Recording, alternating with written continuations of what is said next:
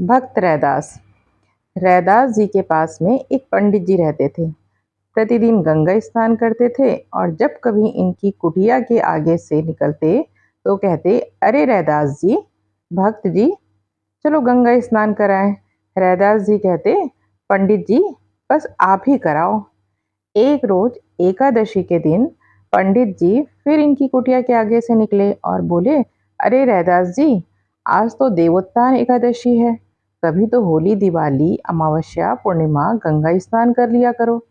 बस यही चमड़ा घिसते रहते हो। और चलो आज देवोत्थान एकादशी, आज हमारे कहने से चलो रैदास जी।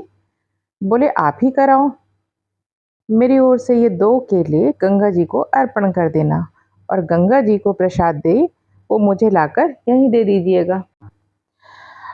पंडित जी चले गए, गंगा जी में स्नान किया और इनके द्वारा दिए गए केले गंगा जी को अर्पित कर दिए। गंगा जी में से गंगा जी का हाथ प्रकट हुआ और उन्होंने एक रत्न जड़ित बहुत ही कीमती कंगन पंडित जी को दिया। आकाशवाणी हुई, पंडित जी के कंगन रैदास जी को प्रसाद स्वरूप दे देना। आकाशवाणी केवल पंडित जी ने सुनी।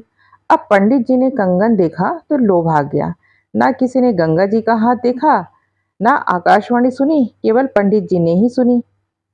इन्होंने कंगन ले जाकर अपनी पत्नी को दे दिया। पंडिताइन ने कहा, अरे इतना कीमती रत्न जड़ित कंगन मैं पहनूंगी तो लोग समझेंगे कि कहीं चोरी करके लाई है। बड़ी मुश्किल होगा इसे संभालना। एक काम कीजिए, सर्राफ को बेच आइए। पंडित जी सर्राफ को बेच आए। सर्राफ ने सोचा, इस कीमती कंगन को सामान्य व्यक्ति तो कोई खरीद नहीं पाएगा, क्यों न काशी नरेश को उनके जन्मदिन पर भेंट कर दूं। वह प्रसन्न होंगे, बदले में उपहार देंगे। और सर्राफ काशी नरेश के जन्मदिन पर राजा को भेंट कराया। काशी नरेश ने वो कंगन अपनी महारानी को दिया। महारानी ने कहा, मुझे ऐसा एक और कंगन चाहिए। इतना सुंदर कंगन एक हाथ में कैसे पहनूंगी, मैं तो दोनों हाथ में पहनूंगी। राजा ने सर्राफ को बुलाया और कहा, लाला जी, ये कंगन आपने कैसे बनाया? ऐसा एक और बना कर दो। सर्राफ ने कहा, महाराजा, मैंने नहीं बनाया, ये तो वो पंडित जी बेच कर गए थे। पंडित जी को बुलवाया गया। तुम्हारे पास ऐसा एक और कंगन होगा, वो हमें चाहिए। पंडित जी अब दूसरा कंगन कहाँ से लाए? तो बात खुल गई। पंडित जी ने कहा, महाराज, ऐसे ऐसे रैदास जी ने 2 केले दिए थे और उनके फलस्वरूप गंगा जी ने ये प्रसाद के रूप में दिया था। काशी नरेश ने महारानी से कहा, अब तो आपको रैदास जी के यहाँ उनकी कुटिया पर ही जाना पड़ेगा दूसरा कंगन लेने। अब तो वही ऐसा कंगन गंगा जी से लाकर दे सकते हैं। महारानी कभी रैदास जी की कुटिया पर नहीं जाती थी, क्योंकि वह चर्मकारों की बस्ती में रहते थे। लेकिन उस दिन महारानी काशी नरेश के साथ रैदास जी की कुटिया पर जाने को विवश हो गई। राजा रानी दोनों रैदास जी की कुटिया पर पहुंचे। काशी नरेश ने कहा, रैदास जी, हमारी पत्नी को ऐसा एक और कंगन चाहिए।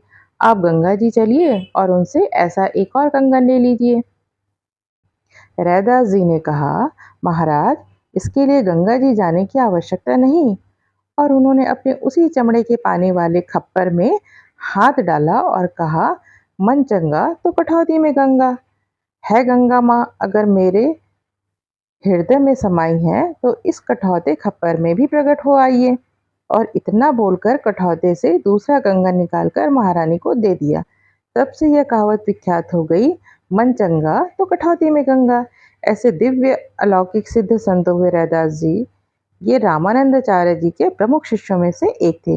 पूरे विश्व में भक्ति का प्रचार इन्होंने किया। ऐसे दिव्य संत को मेरे प्रणाम।